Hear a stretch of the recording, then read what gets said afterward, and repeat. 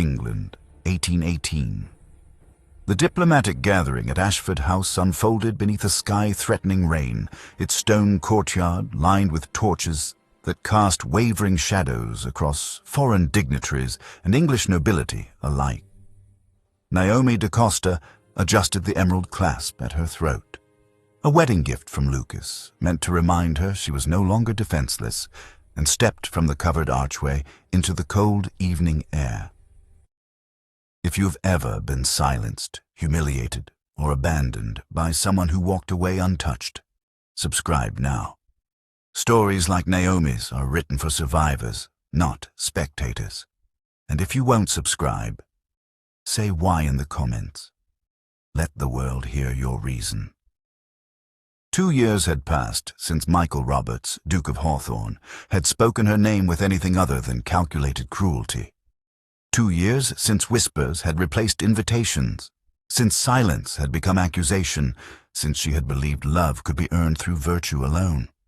That woman, hopeful, trusting, foolishly patient, no longer existed. Duchess da Costa. Lady Pemberton dipped into a respectful curtsy, her eyes bright with curiosity barely concealed. What an honor to have you grace our humble gathering. Your husband's presence has elevated the entire affair. Naomi inclined her head with practiced warmth. Lady Pemberton, your hospitality is renowned. We are grateful for the invitation. The deep purple silk of her gown, structured, elegant, unforgiving, moved like armor as she navigated the clusters of conversation. Several heads turned, not with contempt as they once had, but with careful assessment. She was no longer a warning whispered to naive daughters. She was a diplomatic asset, a duke's chosen wife, a woman whose ruin had somehow transformed into untouchable authority. Might I escort you to the refreshment table, darling? Lucas appeared at her side, his presence as steady as stone, his dark eyes reading her tension before she could mask it.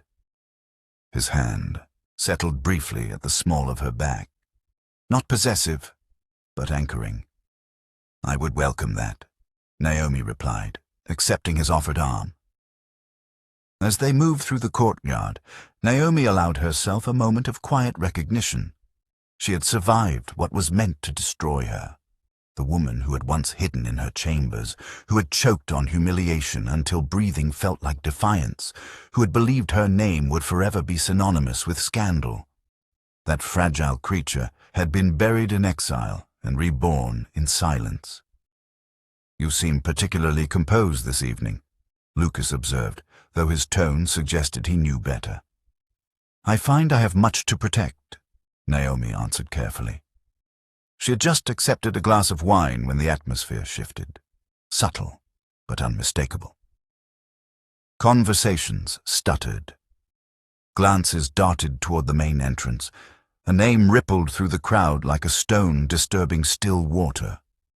The Duke of Hawthorne had arrived. Naomi's fingers tightened imperceptibly around the stem of her glass, but her expression remained serene. She did not turn. She did not need to. Michael stood framed in the torchlight, his formal attire immaculate, his bearing as commanding as memory had preserved it. But it was not his presence that stole the air from her lungs. It was his solitude.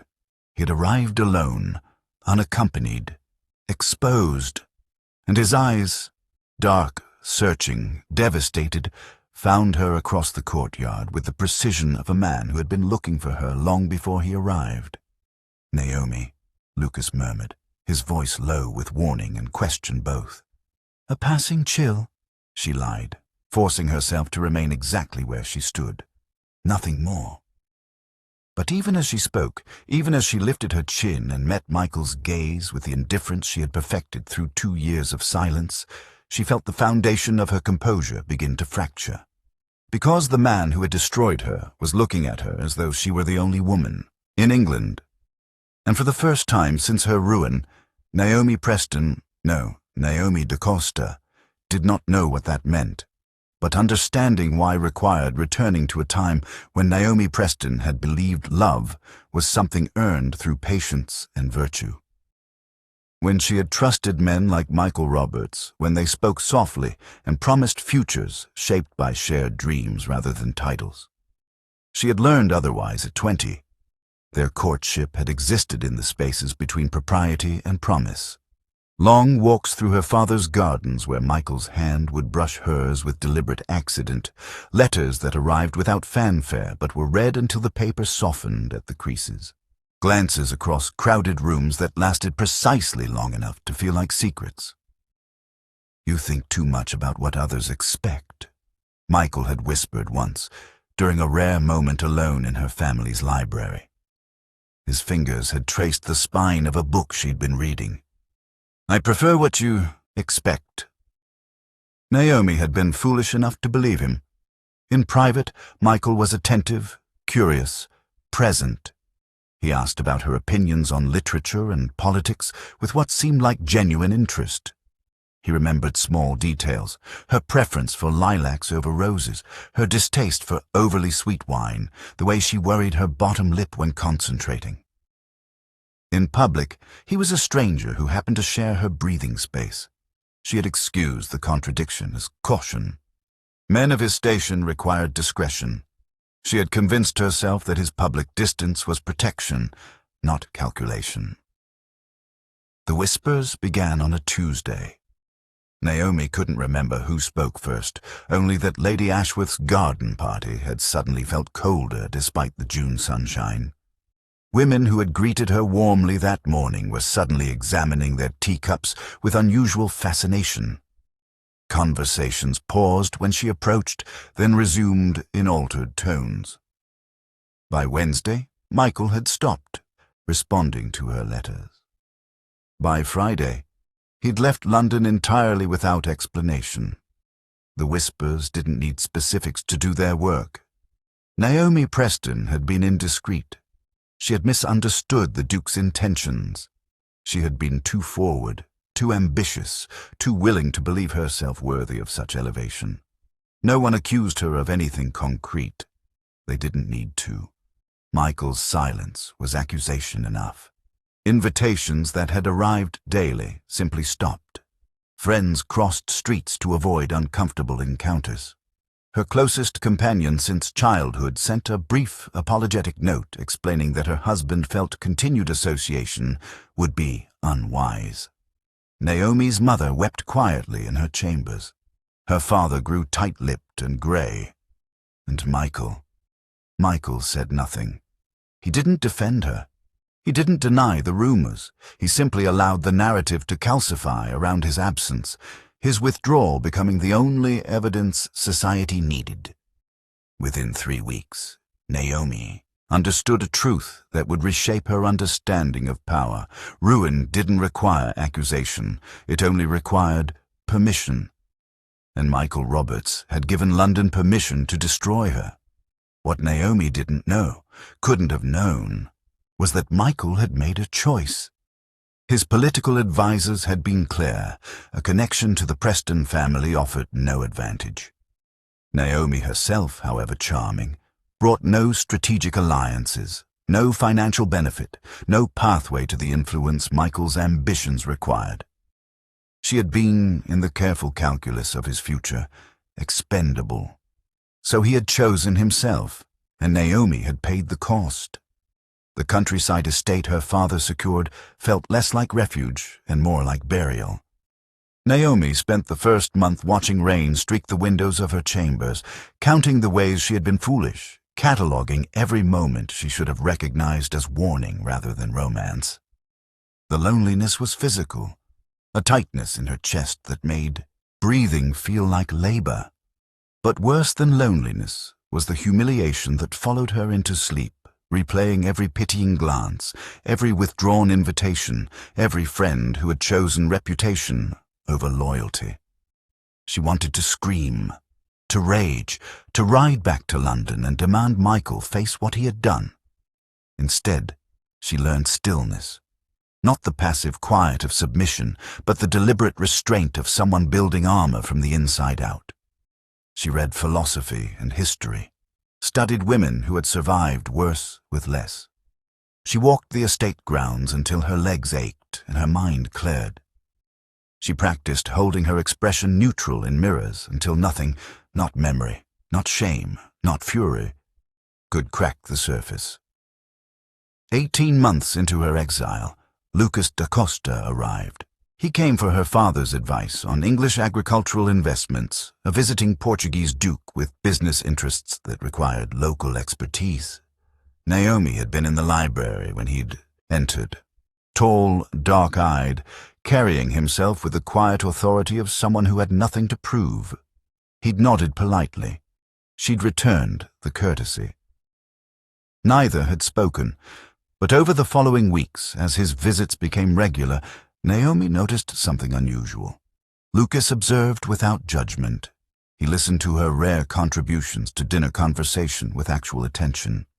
He never asked probing questions about why she lived in isolation. "You disagree with my father's assessment," Naomi said one evening, unable to contain herself during a discussion of trade routes. Lucas had turned to her with something approaching curiosity. "I do. Your reasoning?" Not dismissal, not condescension, just interest. The conversation that followed lasted 2 hours. 3 months later, during a walk through the estate gardens, Lucas said quietly, "You're not here by choice." It wasn't a question. Naomi stopped walking.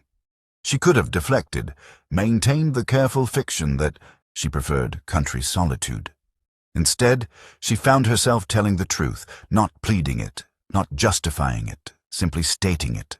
The courtship, the abandonment, the calculated destruction of her name by a man who had chosen ambition over basic decency.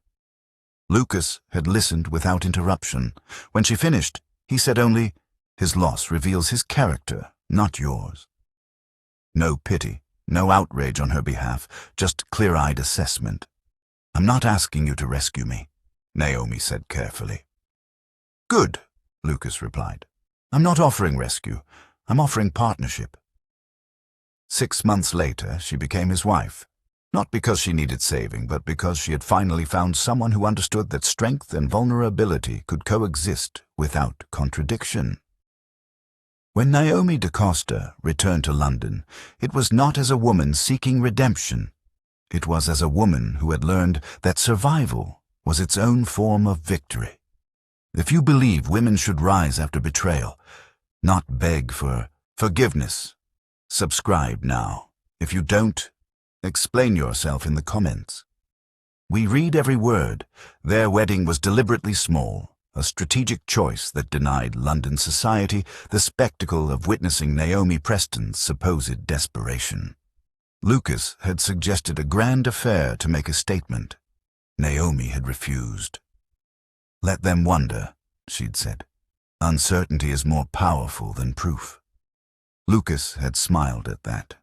"You're learning." "I've had excellent teachers," Naomi replied. "Cruelty is remarkably educational." The marriage was registered quietly, announced through proper channels, and left to germinate in the minds of those who had once whispered her name as warning. When the full weight of the union became clear, that Naomi Preston was now Duchess da Costa, wife to one of the wealthiest and most politically connected foreign dukes in Europe, the whispers changed tone entirely. Lucas understood power in ways Michael never had. He didn't hoard it or wield it as weapon. He shared it deliberately, strategically, and in Naomi's case, generously. At their first public appearance, a reception hosted by the Portuguese ambassador, Lucas had introduced her not as ornament or afterthought, but as equal. When diplomats addressed him on matters of trade, he deferred to Naomi's sharper understanding of English agricultural markets. When she spoke, he listened with the same attention he gave to foreign ministers and titled lords. Society noticed. "The Duchess da Costa has quite the mind for economics," one observer noted with barely concealed surprise.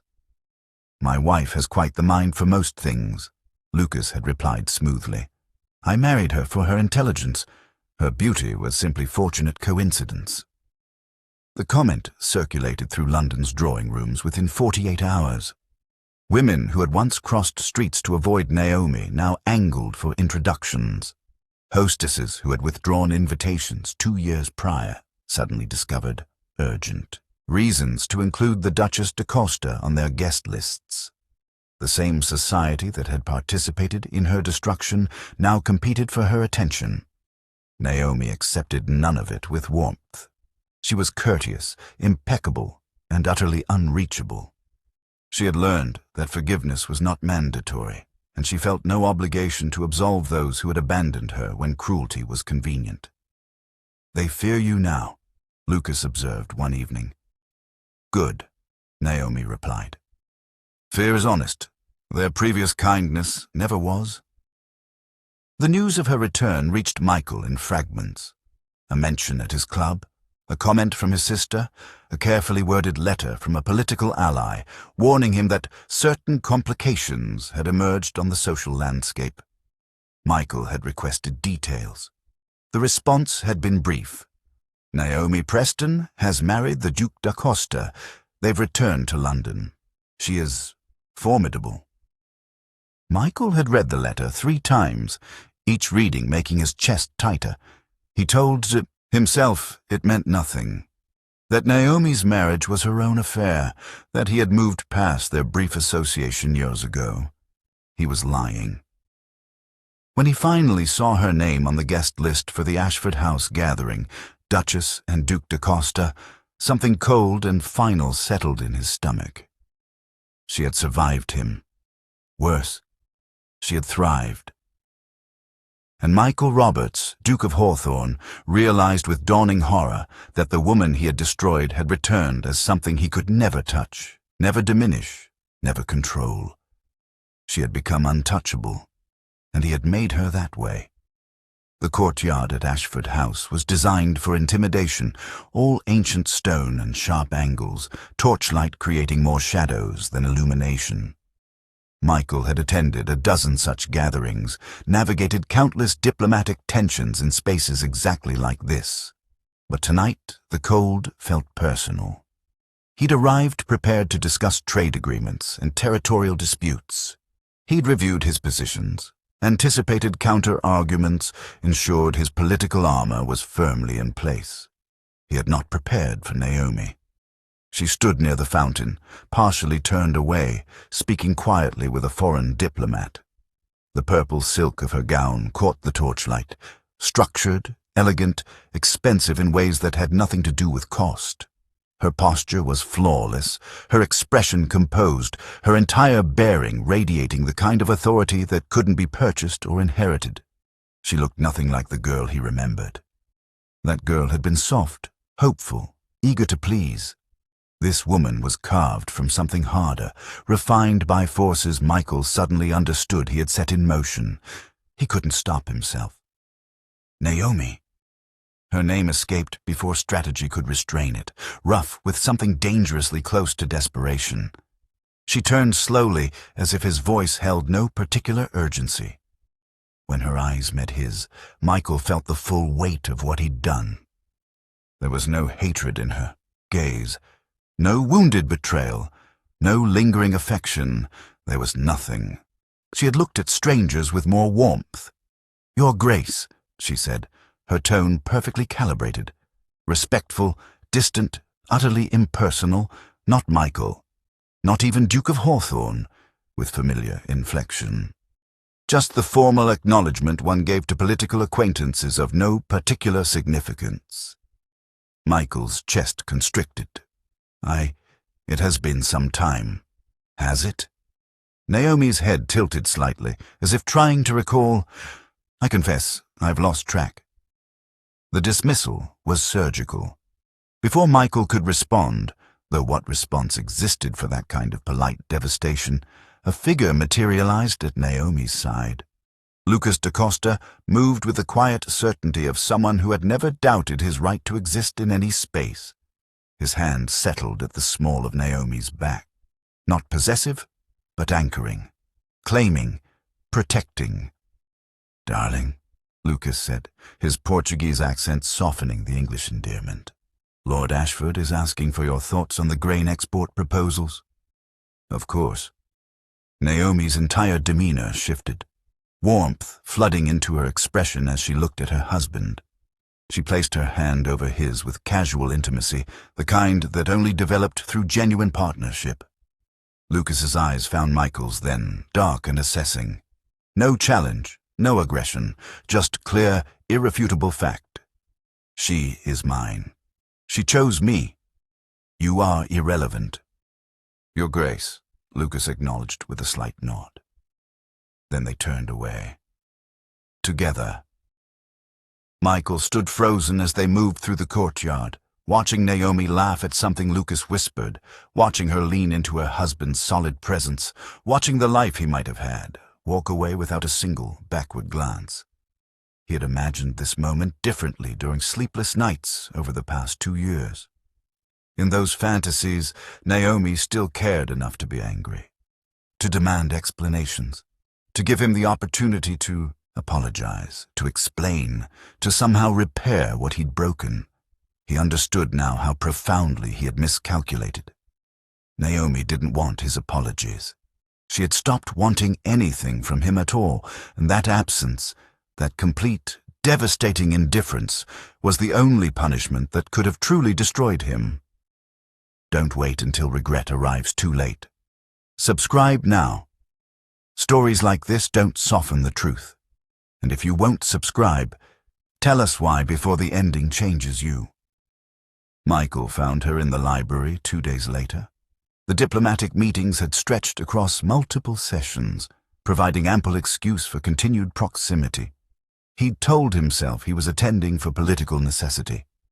He'd stopped pretending after the first morning when he'd positioned himself to watch Naomi debate Portuguese shipping routes with more precision than half the men in attendance. She was alone when he entered, reviewing documents near the window. The afternoon light softened. Nothing about her. She remained exactly as formidable as she'd been in the courtyard. Lady. He stopped himself. Duchess de Costa. Naomi looked up without surprise, as if she'd been expecting this ambush.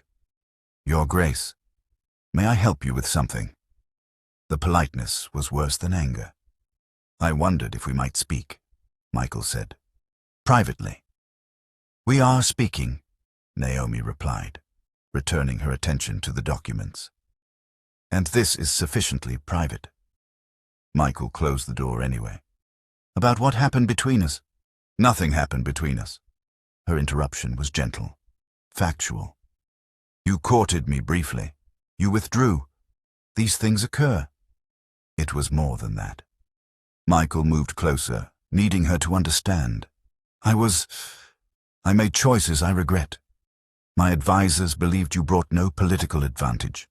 They convinced me that attachment would weaken my position, compromise my prospects. I was afraid. Of what?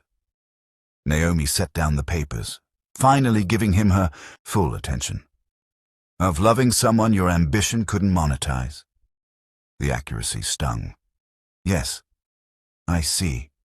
She folded her hands, composed. And now you've come to explain this because you deserved better, Michael said, hearing the desperation creeping into his voice. Because I was a coward who prioritized advancement over integrity. Because I destroyed you to protect myself, and that choice has haunted me every day since. Naomi listened without expression, letting him empty himself of words he'd rehearsed in sleepless hours. When he finally stopped, she nodded slowly. You're right. I did deserve better. Hope flickered. Naomi. But your regret doesn't obligate me to anything, she continued calmly. You feel badly about your choices. That's natural. It's even commendable in a limited way. But your guilt is yours to carry, not mine to absolve. Michael felt the ground shifting. I'm not asking for forgiveness. Aren't you? Naomi tilted her head, slightly. You've come here, unburdened yourself of confession, detailed your motivations and fears. What exactly did you expect me to do with that information? I thought I hoped you might understand. I do understand, Naomi said. You chose yourself. When faced with the decision between protecting me and advancing your position, you calculated my value and found it insufficient. That's perfectly clear. It was wrong. Yes. She stood, smoothing her skirts with deliberate care. But it was also decisive. You made your choice with full awareness. You simply didn't anticipate feeling badly about it afterward. Michael wanted to argue. To insist his regret proved something meaningful, but Naomi's expression, calm, certain, unmoved, demonstrated the futility. I mistook your silence for forgiveness, she said quietly. It was survival, and I've mistaken nothing about you since. She moved toward the door, pausing with her hand on the frame. Your confession changes nothing, Your Grace. I don't hate you. I don't forgive you. I simply don't think about you at all anymore. The door closed with a soft click. Michael stood alone in the library, surrounded by the evidence of his carefully constructed success, understanding finally that some losses couldn't be reclaimed through apology. Regret, he learned, was not currency. It was simply the price of certain choices, and he would pay it for the rest of his life. Lucas found Michael in the smoking room that evening, nursing brandy with the hollow-eyed expression of a man who'd just received unwelcome education. Duke of Hawthorne. Lucas's voice was cordial, his posture relaxed as he poured his own drink. Productive meetings today. Michael straightened, instinctively defensive. Duke da Costa, indeed.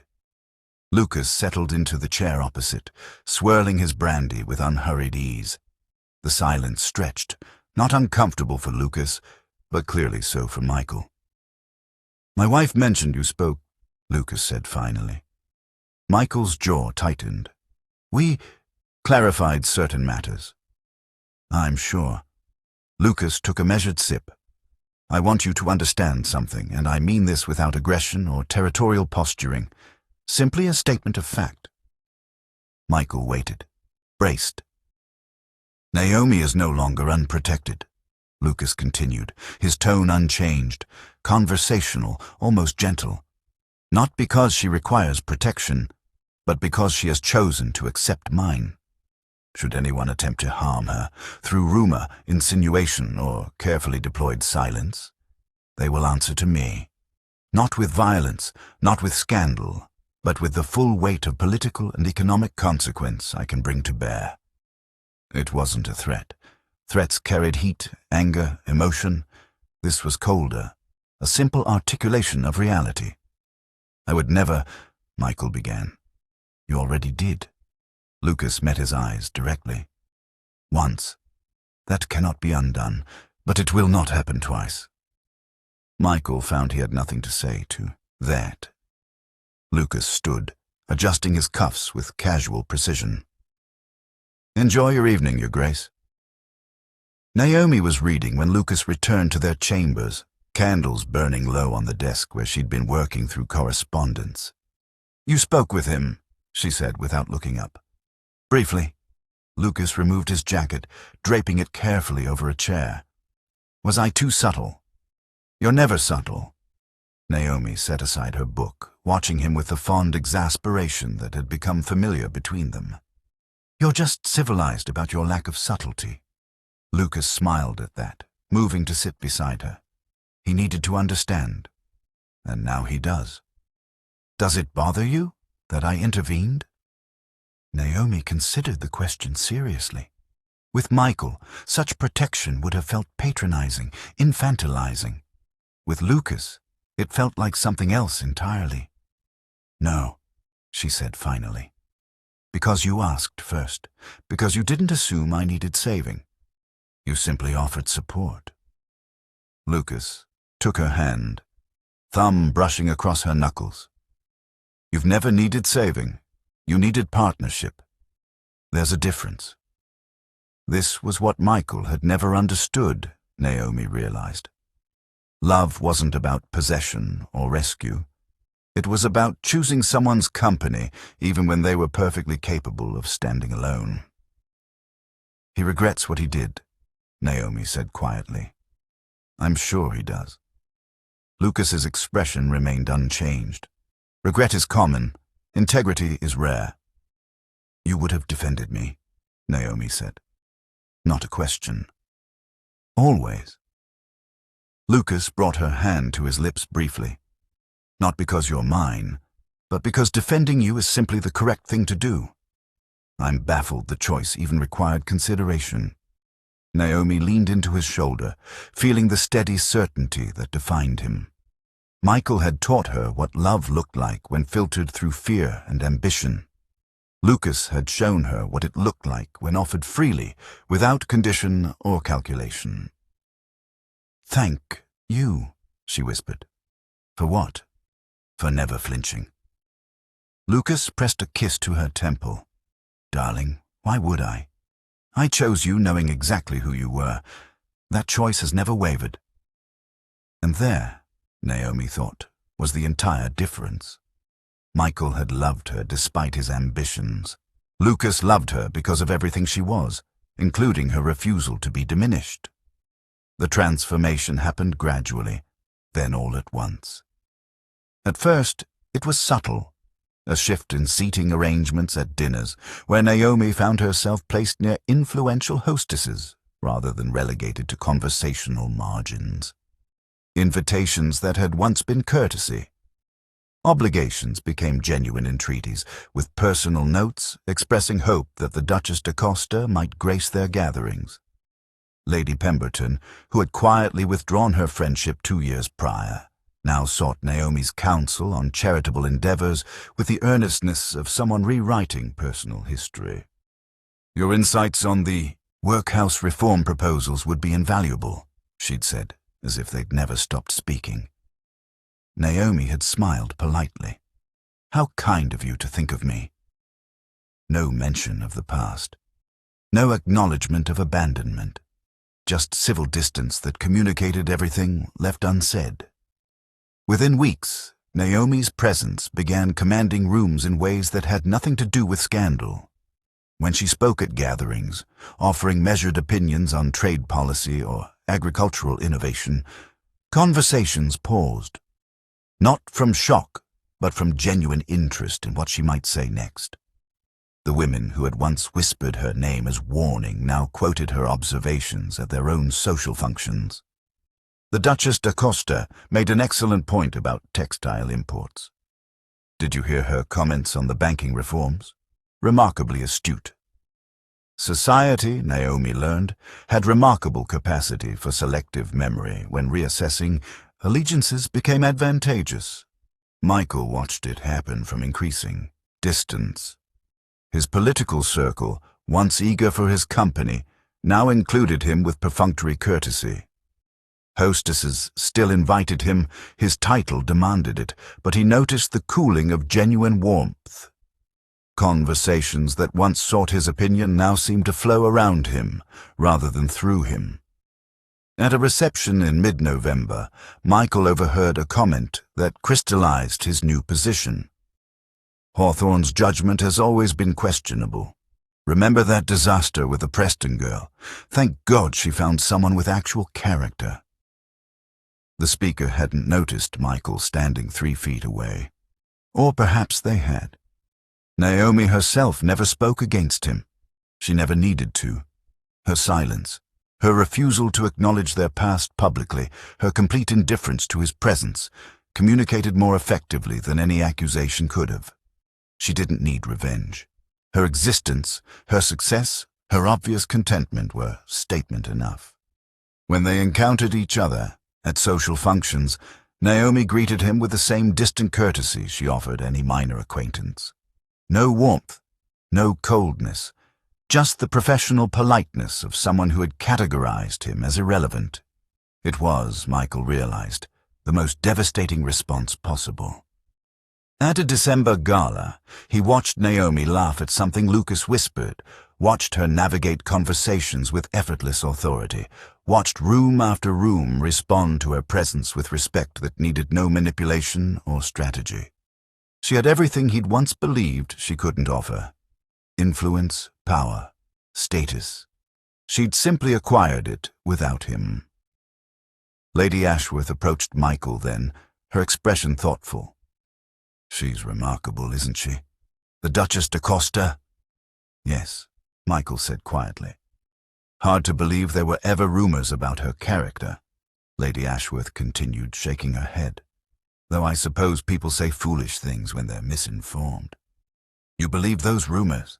Enthusiastically, Michael wanted to say. "You helped spread them." But he recognized the revisionism for what it was. Society protecting itself from the discomfort of past cruelty by pretending it had never participated. Naomi had been vindicated not through fighting, but through simply refusing to disappear. Her silence had rewritten the narrative more effectively than any defense. And Michael understood finally that some victories required no battlefield at all. Just patience, dignity, and the refusal to let destruction define you. Spring arrived with the kind of gentle insistence that made London almost bearable. Michael stood at the window of his study, watching cherry blossoms scatter across the street below, and felt the familiar weight of a truth he'd spent months trying to deny.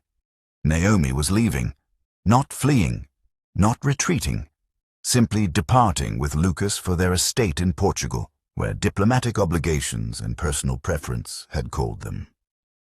The announcement had circulated through society with barely a ripple. The Duchess de Costa would be missed, certainly, but her absence would not create the vacuum Michael had irrationally hoped it might. She had made her mark. Society would remember her fondly, quote her observations, and move forward. She would be fine without London. London would be fine without her. Michael would not. He'd considered writing to her, one final attempt at articulation, at making her understand the depths of his regret. He'd drafted 17 versions before accepting what he should have known from the beginning. There was nothing left to say that would matter. Their final encounter happened by accident. Michael had been walking through Hyde Park when he saw them, Naomi and Lucas, strolling in quiet conversation, her hand resting comfortably in the crook of his arm. They moved with the easy synchronization of people who genuinely enjoyed each other's company. Naomi noticed him first. For a moment, their eyes met across the path. Michael felt the reflexive urge to approach, to speak, to somehow extract meaning from proximity. But Naomi's expression, calm, settled, complete, stopped him. She offered a small nod. Polite. Final. Then she turned back to Lucas, said something that made him laugh, and they continued walking. Away. Michael stood frozen as they disappeared around a bend in the path, understanding with absolute clarity that this was the last time. Not because of drama or declaration, but because Naomi had simply finished with him. She hadn't forgiven him. She hadn't condemned him. She had just moved past him entirely. That evening, Michael sat alone in his perfectly appointed study, surrounded by the success he'd sacrificed everything to achieve. Political influence, respected title, carefully cultivated alliances. All of it felt extraordinarily hollow. He thought about the choice he'd made at 26. Ambition over integrity, advancement over love. His advisors had been right, technically. Naomi had brought no strategic advantage to his prospects. They'd simply failed to mention that some things mattered more than strategy. Michael understood now what he'd actually lost. Not a woman, though Naomi herself was irreplaceable, but a version of himself that might have chosen differently, that might have been brave enough to defend rather than abandon, that might have built something real instead of merely successful. That man was gone, killed by cowardice Michael could never undo. Naomi had survived her ruin and emerged whole, not hardened, but strengthened. She had reclaimed dignity, built genuine partnership, and walked into a future that held no space for the past. Michael had his titles, his position, his carefully constructed empire, and he would spend the rest of his life knowing it wasn't enough. had never been enough, would never be enough. Because regret, he'd learned, couldn't reclaim what fear had destroyed. It could only ensure you never forgot the cost. Somewhere in Portugal, Naomi would laugh at Lucas's observations and plan their future with the confidence of someone who knew exactly what genuine love looked like. And Michael would remain in London, successful and solitary, carrying the weight of a choice that had seemed strategic at the time. He'd won everything he'd thought he wanted, and lost the only thing that mattered. Some lessons, he understood finally, arrived too late to change anything. They just made sure you remembered, forever. Some wounds heal, some losses teach, and some regrets become the price we pay for choosing ambition over the people who deserved our courage. If this story stirred something uncomfortable, good. Subscribe. Stories like this are meant to be felt, not forgotten. Thank you for watching.